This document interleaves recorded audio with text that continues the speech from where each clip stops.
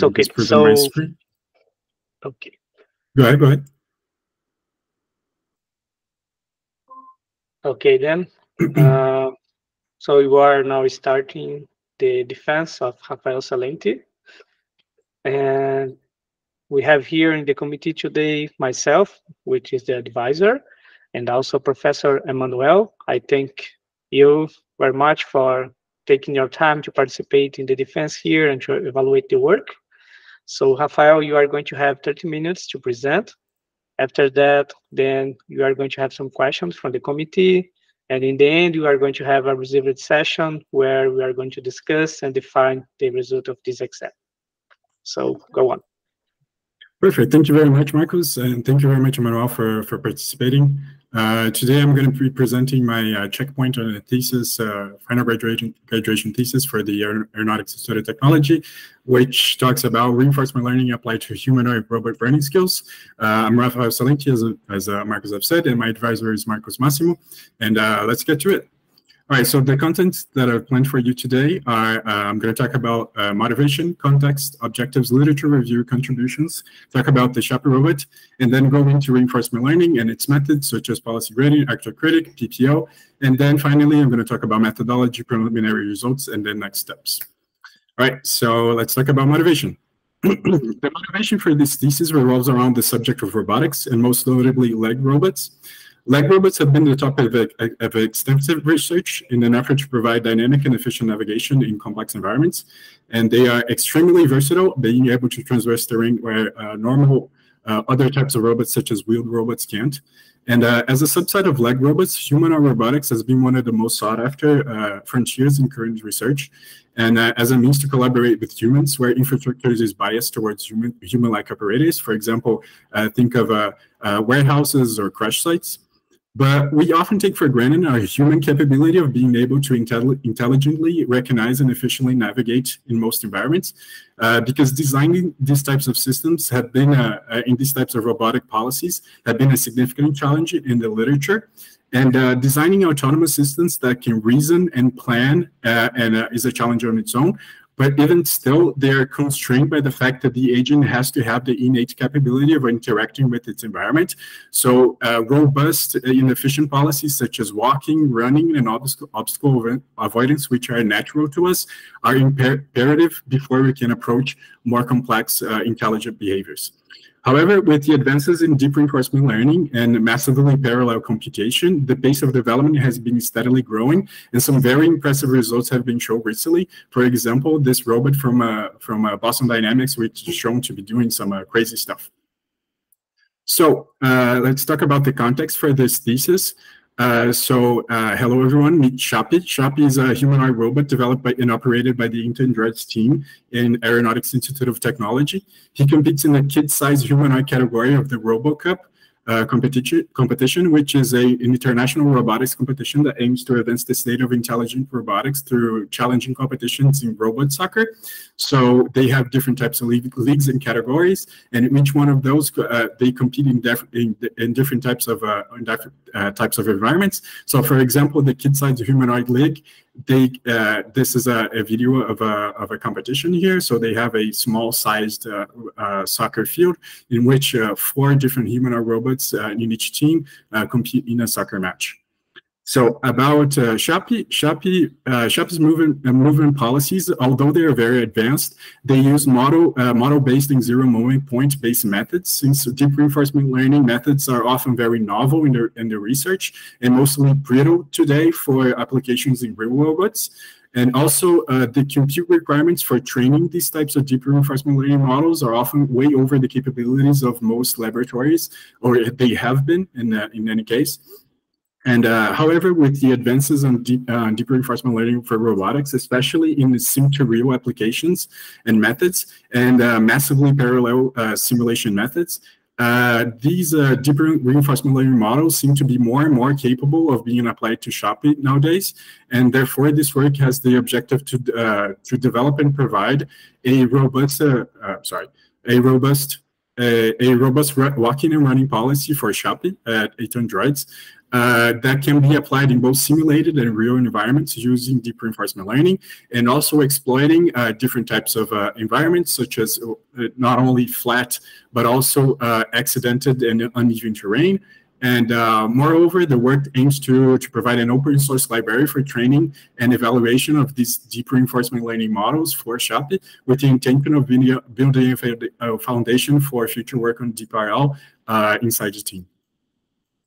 All right, so let's talk about the literature review. The initial research on robotic locomotion was often relied on model-based control techniques. These methods, such as the zero moment point, or ZMP, and the linear inverted pendulum model, they provided a foundation basis for the modern model predictive control methods, but they were limited by their reliance on simplified dynamic models.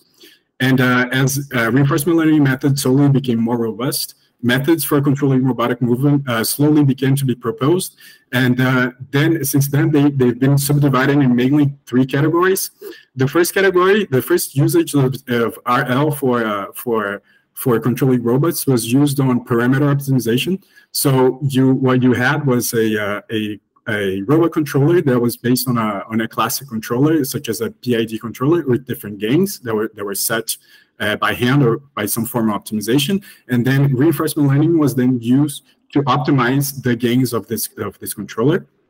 Then later, as RL was beginning to be more robust, it was used to aid trajectory for optimization methods in model predictor control. So RL, reinforcement learning, was used to generate reference motions or reference trajectories for the MPC methods, and then the MPC method to try to match them in an optimization fashion. And then finally, as deep reinforcement learning methods became more and more robust, they were able to do model-free and end-to-end self-learning, where RL learns directly how to map the robot state space or observation space directly into action space. And although these methods started working well in simulation, one major obstacle was the sim-to-real part of the puzzle.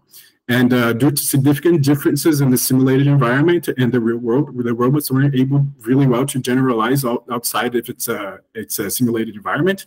However, in 2019, Hongambo and all, they were able they were one of the first to do deep reinforcement learning methods such as TRPO for training policies in simulation and successfully apply a zero shot to the real world. And training on Lego robots such as Animal, which is this robot right here. So what they did was basically they trained entirely on simulation the robot, but they also modeled the actuator data with real data, and they trained it directly on simulation, and then they could apply a zero shot to the real robot with satisfactory results. And then since then, multiple works have expanded on this model-free method, developing very complex robotic behaviors.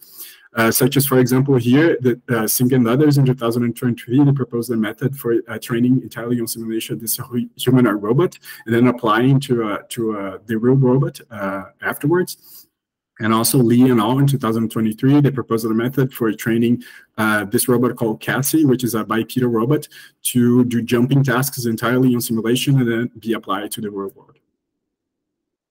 All right, so just to show a little bit, as methods show the deep reinforcement learning is becoming more and more applicable. It's used on creating complex policies that could be used on robot soccer that appear more and more. And so in 2019, Melo and Massimo published a paper showing that proximal policy optimization, or PPO, could be used to train from scratch running policies on the DAO humanoid robot, which is this one right here. And for the simulated soccer 3D category of the RoboCup, which is a category in which a team of these robots called DAOs, they compete in a soccer match in a simulated environment.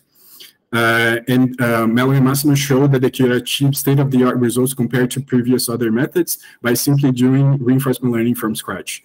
And the problem with these types of methods on simulated environments is that they were made to maximize rewards that exploited the intricacies of the simulation, and they were still too brittle to be used on real-world scenarios.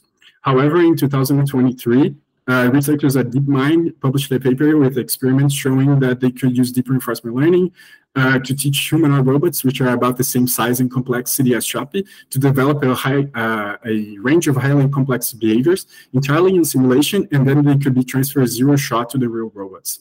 Moreover, the behaviors that they learn, what is really interesting is that they outperform all previous scripted baselines.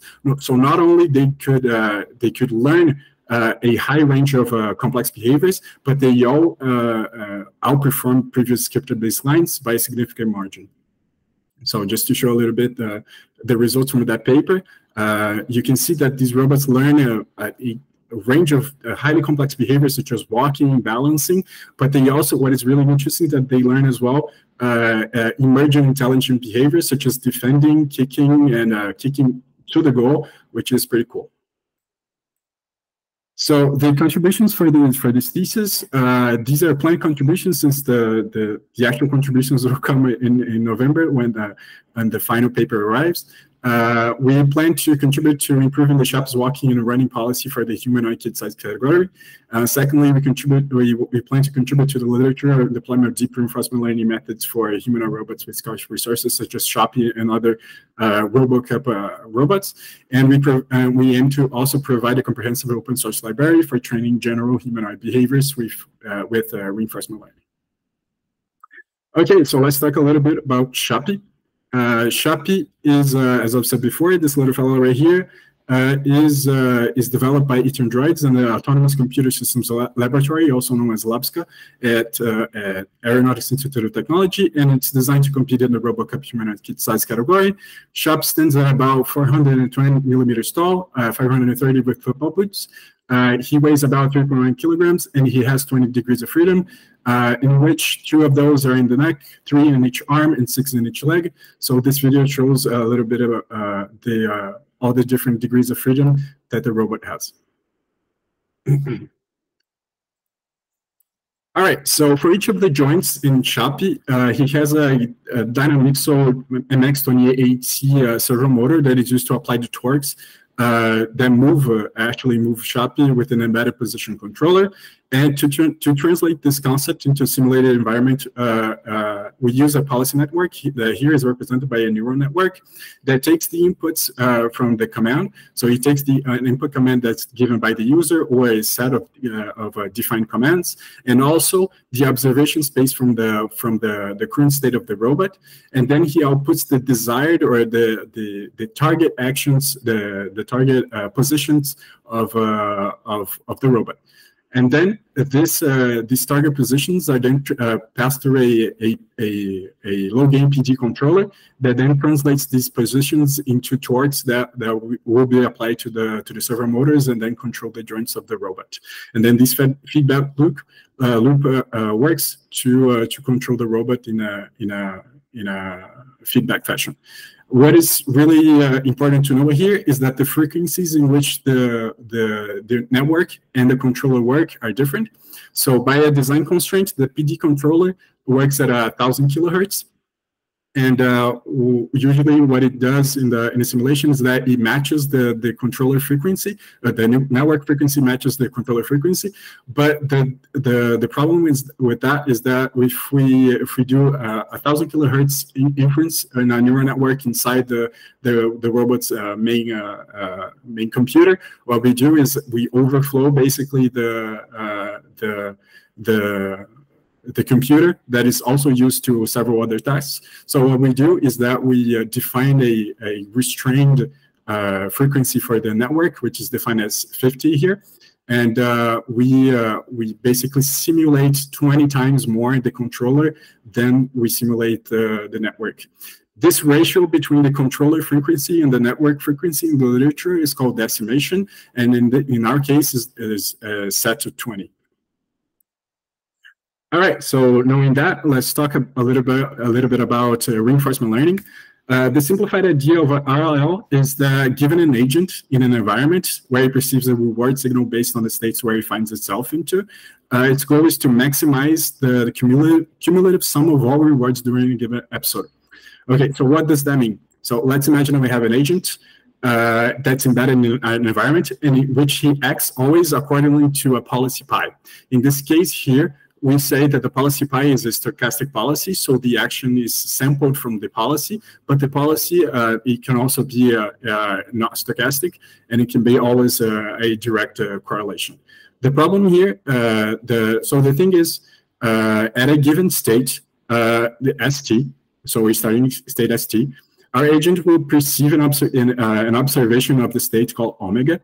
And for each of these observations at time step t, he will take an action AT according to policy pi or sampled from policy pi.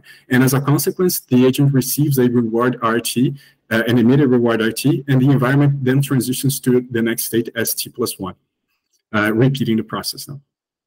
And if we compute the sum of rewards for this given trajectory, we find a return GT, which here is defined as the infinite sum of discounted rewards. This term right here, gamma, is defined as the discounted sum, or discount factor, which is defined between 0 and 1. And the idea behind him is we want to make sure that we take into consideration all future steps, but we also know that probably the closer steps are more important to our computation because they are easier to model.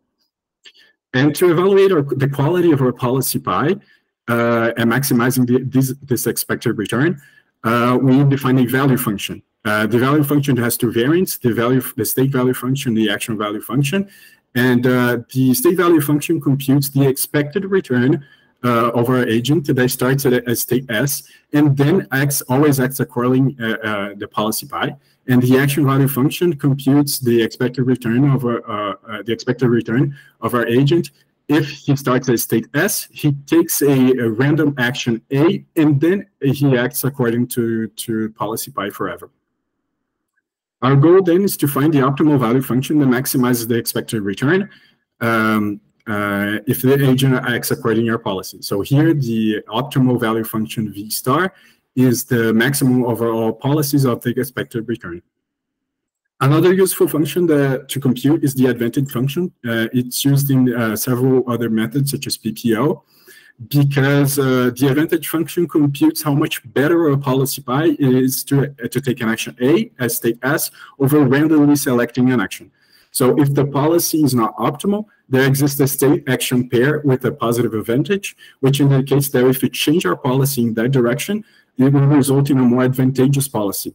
So at optimality, except for the all actions except the optimal ones, we have negative advantage, resulting in the fact that we have no room for improvement. So now that I have touched on the main concepts of RL, let's talk about some methods of solving it. So the policy gradient method is a class of algorithms that optimize the policy directly through gradient-based optimization. It works by defining an objective function here, J, that has a set of parameters theta based on a policy with set of parameters theta, and computes the expected return of our policy on a given trajectory. For each optimization step, what we can do is that we can nudge a little bit our parameters to the highest expected return, to the direction of the highest expected return by computing the gradient of our objective function and then performing a gradient ascent step with a learning rate alpha. The problem with that is that we don't know the gradient of our objective function, which is not analytically known. So, but we can prove that the gradient can be estimated through sampling, computing the expected value of the log likelihood of our policy times a function that models the reward. This function that models the reward can be the actual reward function, but it can also be the rewards to go, the sum of biased rewards, most notably the value function, and for the PPO case, an actor critic case, in which we get into later, we use the advantage function. Usually, because the advantage function is better, not because it only encapsulates our goal better, which is to indicate that the changing policy on a given directory is more advantageous, but also because it has lower variance. So another method for solving RL is the actor critic method, which combines the idea of policy-based and value-based approaches. The main idea behind the actor critic model is that we maintain two entities. These entities are the actor and the critic. the critic, which represents the parameterized value function, and the actor by and updates the actor, which is the policy, by estimating the value function v, and since these two entities are arbitrary functions, because the value function is just a function, the policy is a probability distribution, which is also a function. These two entities can be represented by parameterized neural networks with parameters theta and w in this case. So the actor is responsible for selecting the actions based on the current policy pi theta, where theta are the parameters of the policy. And the critic, on the other hand, evaluates the actions taken by the actor by estimating a value function v, VW, or the action value function for that case. The critic provides feedback to the actor, which then can be used to update the policy parameters pi theta to maximize the expected return. Formally, the actor can be derived from the policy gradient using the approximate advantage function for modeling the reward that is resulted from the temporal difference estimated from the value function, which then is fed to the critic. So which comes from the critic. So basically, what we can do is that we can estimate the advantage function, which then can be used to update the policy parameters based directly on the value function that is defined right here. So then algorithmically, what we have is that for a given state S, we sample the reward RT for the next state, we sample the next state, and then our agent interacts with the environment through an actual sampled from this policy pi theta here. So then we compute this TG, this temporal difference value here, and find the approximate advantage function based on the critic's parameters. We then can find the gradient of our objective function with respect to theta using the approximate advantage function. We can also do with respect to the value function parameters, which is the critic's parameters, and then we can update the actor's parameters by using gradient ascent, by using the policy gradient and the advantage estimate, which is this sigma t value here. And then the same thing can be done for the critic's parameters. Then we can use this algorithm to repeat for every optimization step, such that over time we have a policy that improves. So that's great. You can use actor critic, and through each iteration we can update our policy based in our value function. What could go wrong? Well, the problem is that in our policy parameters, small changes in our policy parameters can have a huge impact.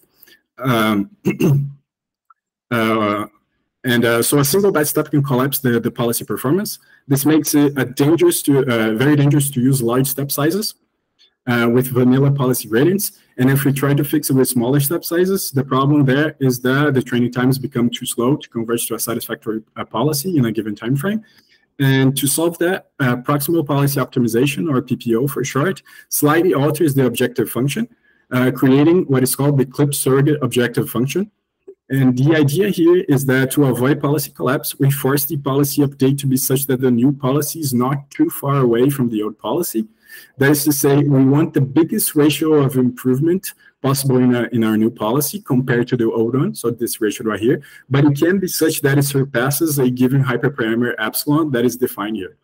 So the idea here is that we constrain our optimization problem into a given range, so that we know we can make the educated assumption that these policies won't change too much.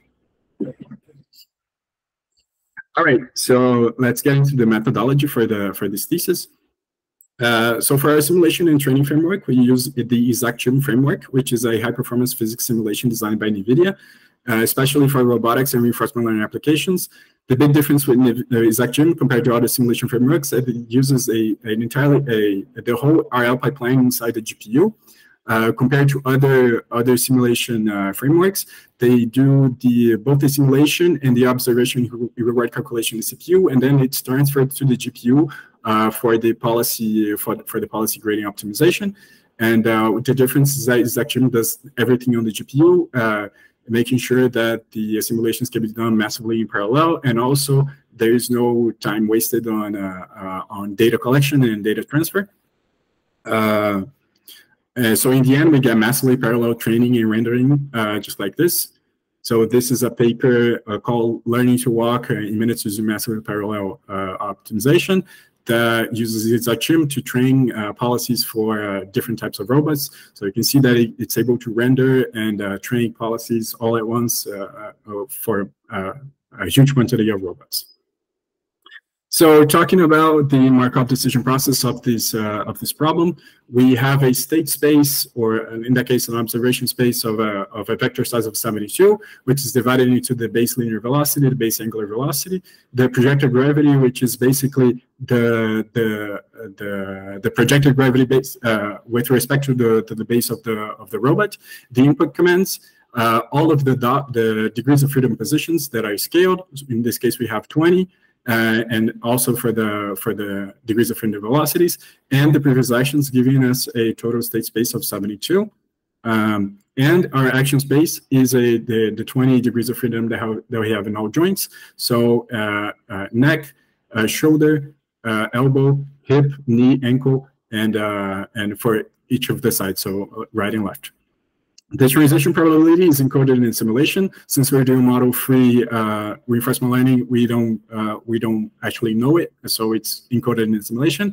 And the discount factor, ideally, it's experimented with through random search or hyperparameter search or ablation techniques. But the default is usually set to 0.99, which is the standard in the literature that works reasonably well.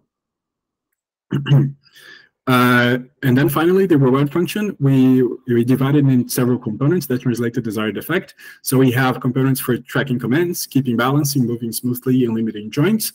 The track commands basically try to match the velocity of the robot with the velocity of the input commands, and the same thing for the angular velocity. The balance penalty basically gives a penalty to the robot if he moves too much on the on the z-axis, that the velocity is too high on the z-axis, basically saying that, okay, since we're trying to move on a straight line, we don't want you to moving upwards or moving downwards too much. And the same thing applies to the angular velocities. The smoothly rewards, or the smooth penalties, basically tell the robot that we want him to do smooth actions.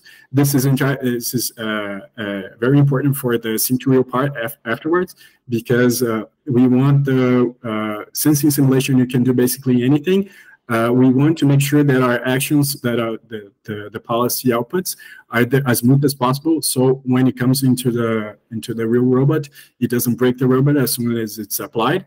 So we have penalties that try to penalize actions from the target positions and velocities and torques. The same thing for the acceleration of the joints and the action of the joints. That should be more or less, we make an educated guess, they are more or less the same from the previous time step. And then limiting joints, it penalizes the configuration from the default, straying away from the configuration from the default, which is basically a statically defined configuration that we start with when the robot starts. Okay, so the hyperparameters, ideally the hyperparameters are found through hyperparameter search and ablation studies, but that requires a lot of compute, but it's certainly feasible under some constraints. However, the literature seems to converge on magic default values that work reasonably well. So we start with those, and then later, as we progress further, we can do more hyperparameter search and ablation studies. And these are the hyperparameters that we use for these default values. So the test description on plain English is basically given a velocity vector and an angular velocity vector command at any given time step. The robot's velocity and angular velocity should match them for the maximum amount of time. For simpler tasks, the velocity vector is constrained to one parallel to the floor, so we want to only move parallel to the floor in a single dimension. So in that case, we're only moving forward on the x direction, for example, and with no negative value, so it's always moving forward and not backwards. And the angular velocity is null. In that case, he doesn't have to have any yaw comments. Training will occur with episodes with a predefined episode length of 50 seconds or 2,500 steps. And if a failure is detected, the episode ends and the agent is just set to default position for a new one. So the failure conditions that we put are following. So that's defined as the contact forces on the robot's base are bigger than a given threshold, and kneeling, which is with the condition when the vertical position of the foot is higher than the position of the knee. We have to put the kneeling condition here because falling sometimes doesn't capture the entire condition of actually falling. So sometimes in reinforcement learning, what happens is that the robot learns to, since the falling is defined as contacting on the base of the robot, sometimes he learns how to just fall on its shoulder and never touch the base on the floor, and that makes he's still collecting reward, so that makes him just learn how to fall. So we need the kneeling condition. And if the agent succeeds in the following and following the commands and not falling for an entire episode, it resets as a success, but with no reward.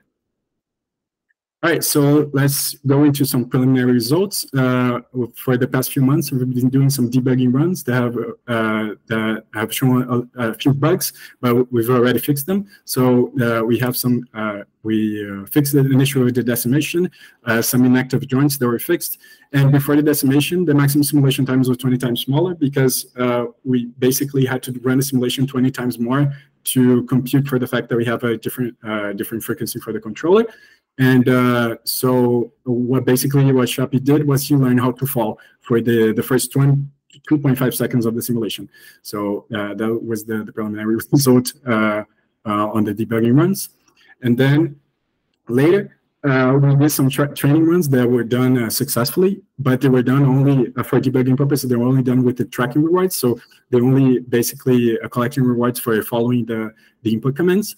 And the latest runs show, the latest data shows that converges to better policy. So here you can see the mean total episode reward over the training epochs, and you can see that our agent begins to start learning and then converges to a given value here, which is pretty cool. And here is the evolution of the mean episode length over the training duration. So you can see that here, ideally we want our agent to reach this line right here and converge to this line, but we are reaching about 80% of it, which is not ideal, but it's pretty good indicator that the training is working because we're only using the tracking rewards. So we think that once we implement the other rewards into the training runs, we can see it starting to go into the converge to this max episode length here. These training runs usually take about 3 hours to convert, so around right here, but on a A5000 GPU. But the whole training run usually takes about 6 hours, unfortunately, I can't show you any rendering of the policy being applied because we still have a bug. Unfortunately, have a bug with the rendering that gives different results compared to the headless the headless mode. So if we run the inference on headless mode, he basically does a great job. He achieves 80% of the maximum episode length. But then if we try to run it rendering, he basically just falls. So we still have to fix that bug. But once we do that, it's going to be, I think we have, the data shows that it's going to be a pretty good policy. So after that, the next steps are, well, obviously fix the evaluation and rendering bugs that I just talked about. That's pretty necessary. And then after that is done, we can start performing training with different reward subsets. So not only tracking rewards, but all the other types of rewards, or maybe subsets of different rewards that we have, or even try different reward functions in the literature. And then after that, we can start training on rough terrain for the development of policy on rough terrain. What is pretty cool for doing this one first and then this one is that usually if we train a policy on a flat terrain and then just fine tune it on rough terrain, usually from the literature the policy on rough terrain converges faster. So it's pretty cool that we can do this one first and then this one later, and maybe this one will go faster. And then finally, library development and final touches. To finally develop a robust library for training other reinforcement learning policies in the team. So this one right here is the planning that I've done, the schedule that I've done for the next months. And that's about it. Thank you very much. And do you have any questions? Thank you, Rafael, for your presentation. Actually, you used 34 minutes, but that's fine. That's okay. I'm sorry. Yeah, no problem. Then we are going to have the comments from the committee. So I ask Professor Emmanuel to make his comments, and thank you very much again for taking your time to be here. No problem. Thank you, Marcus. Thank you, Rafael, for this great presentation. Lots of really interesting things in there. I might need a little bit of context. This might be a little ridiculous of me, but there's something I did not understand. You stopped your Contra Pro, so the thing you had along the year, this ended, and now you're back in Brazil working on this project. I kind of missed the transition in between those two projects. What's going on? No, not yet. Actually, to graduate, since we're graduating at the same time in Brazil and in France, we are basically doing everything at once. So I'm still doing my internship, and I'm doing this thesis at the same time. So we have to turn it in November. Okay, wow. Okay, so this is quite an endeavor. Okay, so well, congratulations. This is a very impressive piece of work. Thank you. I'm stoked, actually. Your report was very pleasant to read. Lots of good things in there.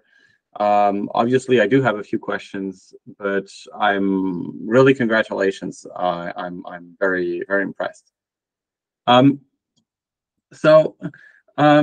My first question is maybe, so it kind of went along as I was reading your report. First question is, how far is the simulation model really from reality? Of course, it's not going to perfectly model the actual interaction, but can you kind of quantify how far it is? Maybe in terms of descriptions, like what about friction? What about surface contact? What about weight distribution across the robot you're going to have, or maybe the set of robots you might eventually have? How representative is your simulation so far? Perfect. That's a great question. In fact, I think well, the short and sweet answer is that we can't really know for sure how much a simulation will be actually done in the real world. How much better it will be at applying to the real world.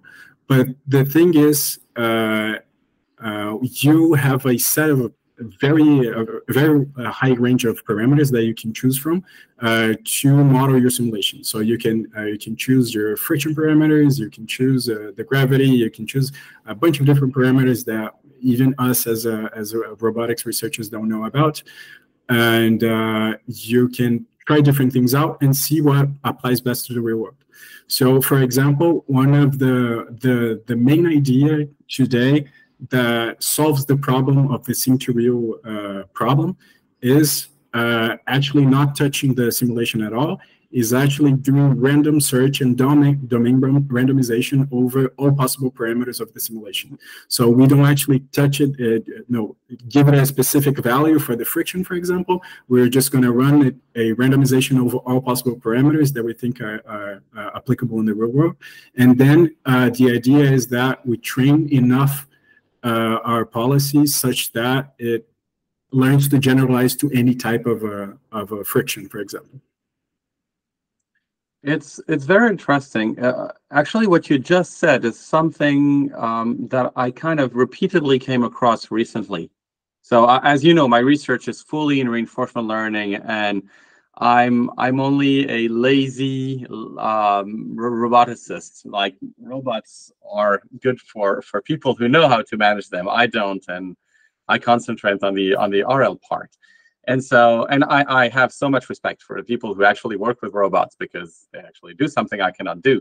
But something that really struck me recently on a number of applications, including robotic ones, is that it seems, for a reason that I cannot explain so far, that policy learning actually converges faster in the, or not converges faster, kicks off faster in the early stages of training, if you do either domain randomization or if you do robust reinforcement learning. So maybe you're not very familiar with robust reinforcement learning. It's the min-max problem. It's the same problem as robust control, okay? So it's really looking for the highest possible outcome in the worst case. And for a certain reason, it seems to occur that the training curve goes up really faster in domain randomization or robust reinforcement learning than if you train on a single simulator. Have you actually tried to implement the domain randomization part in your experiments so far?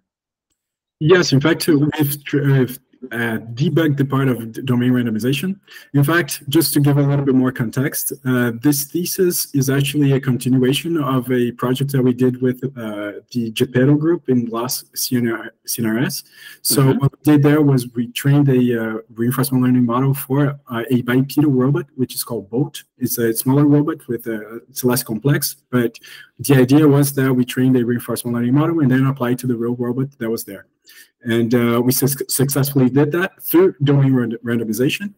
And the idea was that we actually searched and randomized through the parameters of mass, friction, and several other parameters of the controller as well.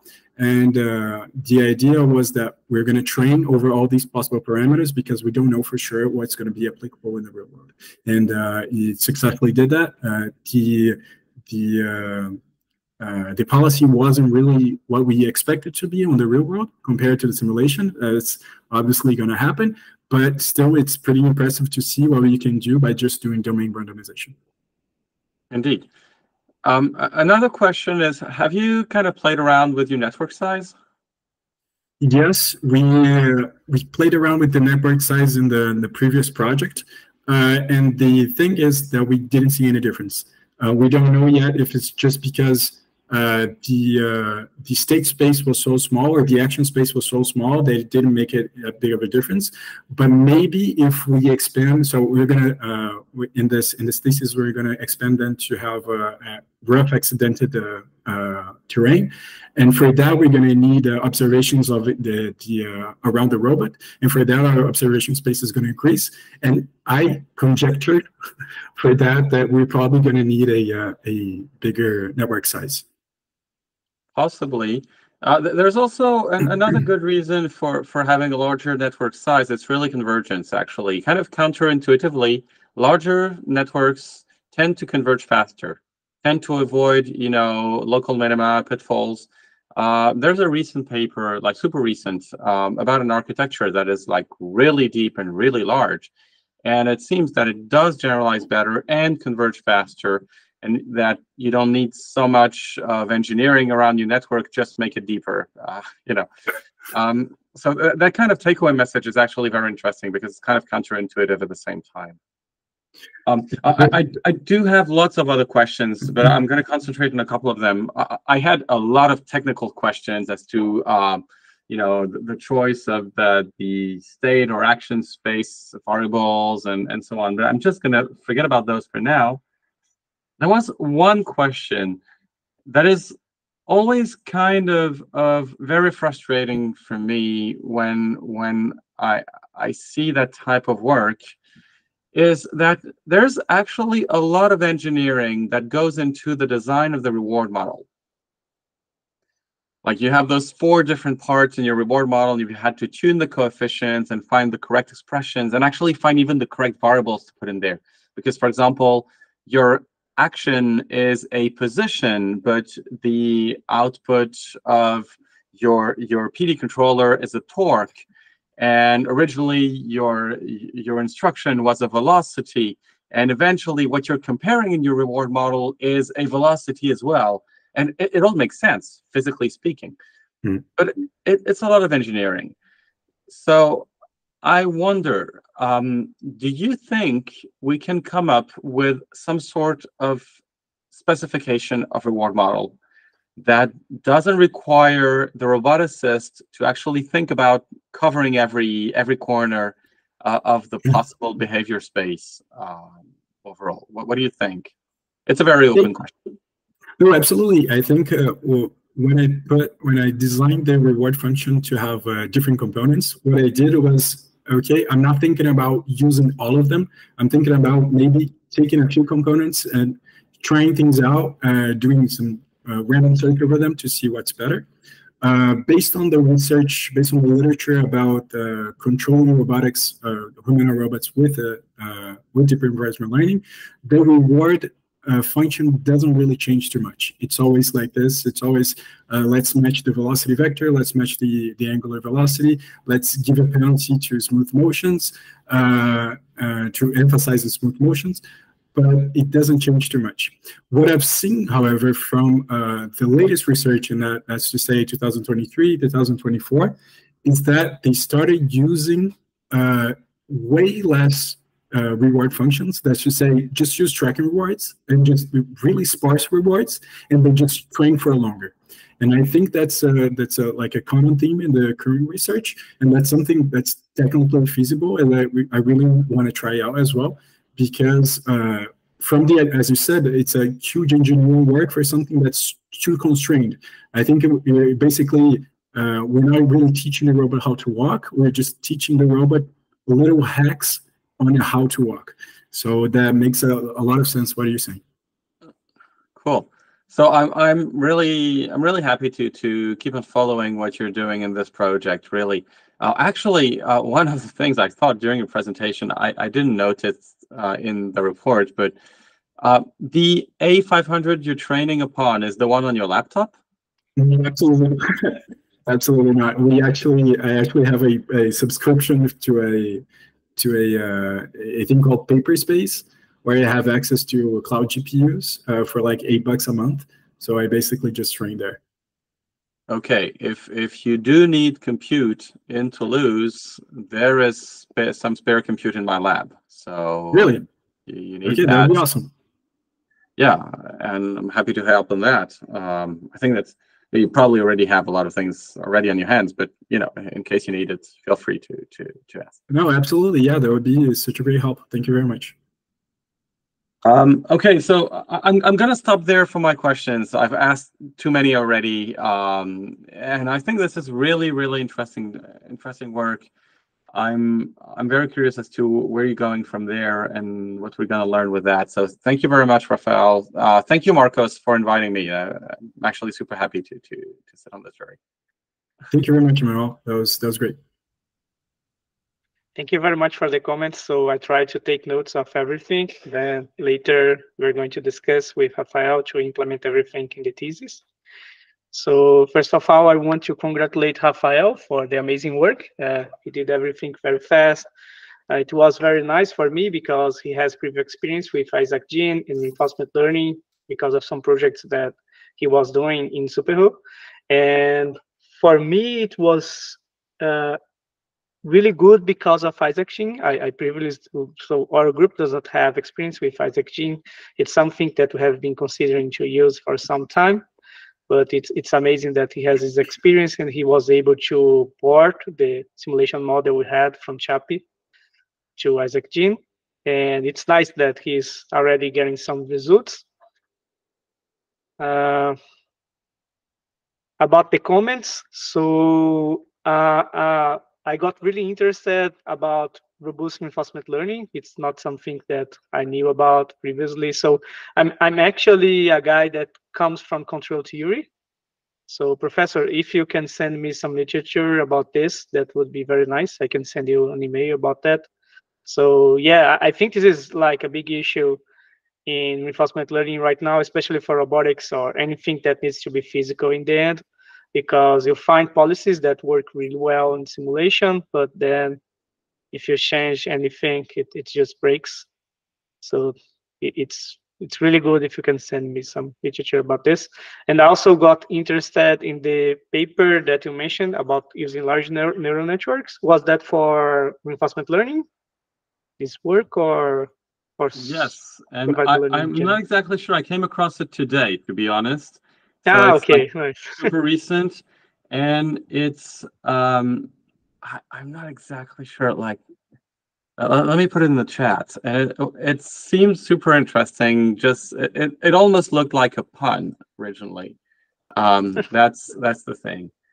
Called Bro. Bro agent. Okay, nice. Basically, yeah, it says a bunch of things, but overall, you know.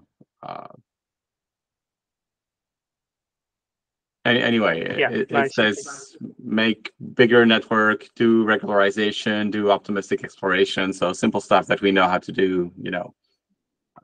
But yes, no, I just ran into it today, and so just had a quick look at it. Found it funny. Okay, nice. Thank you very much. I'll have a look into that. And also about the compute, that is also really nice. Maybe you can have some kind of collaboration partnership on that. And that would be amazing for us, because actually we don't have much compute here. We have a computer that has a, let's say, GTX 1080. This is all we have here, but there are a lot of students using this computer at the same time, so it's not easy for Rafael to have access all the time. And that would be really nice if we can have access to the compute power. Sure. We can rent that. I got machines that we use specifically for my group, and we have a couple of new ones with those 4090, which Yes. are really going to be helpful for that. Otherwise, there are the big computing clusters where the nodes are kind of smaller than what we have in the lab, but there are lots of them. So, and it's I don't think it's complicated for me to give access to Rafael to those. So let's Amazing. just try to see by email, like maybe how we can sort something out. But I'm pretty confident we can set something in place. That's Okay, awesome. thank you very much. What is pretty cool is that what I was mostly impressed about ExacGym is that usually you can run these massively parallel trainings in like just a consumer GPU. In the project that we did on LAS, we actually ran all our trainings on a 3060, which is really, really old, but it was enough for us to arrive at a satisfactory policy. So it's pretty good. Cool. Yeah, that's really amazing. Yeah, it's amazing because the works that we were doing previously, some of the works that Rafael showed during his presentation, we are using a cluster that had, like, I think 120 CPUs, because the simulation was running CPU, the soccer 3D simulation from Robot Soccer. And I mean, we need a lot of computing power for that, and it's amazing that you can run everything on a GPU and it's much faster. Yeah. Yes. And unfortunately, we don't have access to this cluster anymore. It was a partnership we had with Intel, but this partnership ended and we don't have access to it anymore.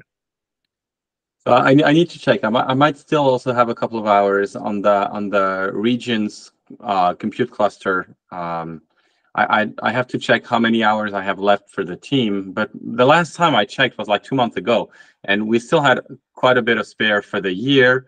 And I think we can definitely use that for that too. So I'm happy to. Okay, thank you very much. Okay, so I think for the comment part, that's it. Then now we are going to have a reserved session. So I think it's easier if Rafael leaves the meeting, then when we end it, he comes back. But it's actually very simple. Let me just stop the recording.